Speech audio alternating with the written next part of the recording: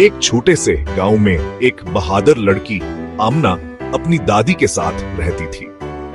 दादी हमेशा उसे जादुई जंगल के बारे में खबरदार करती थी, जहां एक खौफनाक चड़ेल रहती थी।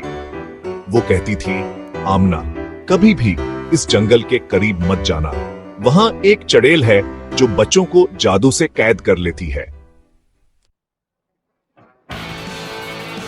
एक दिन गांव में खाने के लिए लकड़ियां कम हो गई, तो आमना ने सोचा कि वो जंगल में जाकर कुछ लकड़ियां ले आएगी। दादी ने इसे रोकने की कोशिश की, लेकिन आमना ने कहा, मैं बहादुर हूं, मुझे कुछ नहीं होगा। जंगल में दाखिल होते ही आमना ने एक सफेद रंग के खूबसूरत किते को देखा। किता इससे बोला, मैं एक जादुई किता हूं और तुम्हें इस खतरनाक जंगल से बचाने के लिए आया हूं। आमना हैरान थी कि किता बोल रहा है, लेकिन इसने किते को अपने साथ रहने दिया।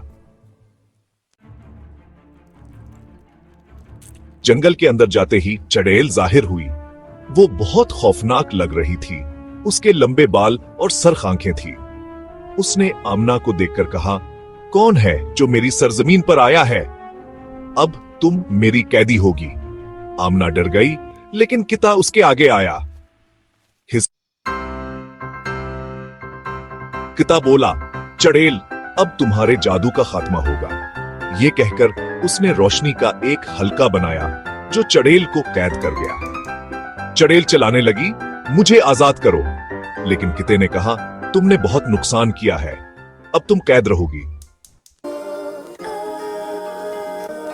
चड़ेल को कैद करने के बाद किता आमना से बोला, अब ये जंगल महफूज है, लेकिन मेरी जादुई जिम्मेदारी खत्म हो गई है, मुझे जाना होगा।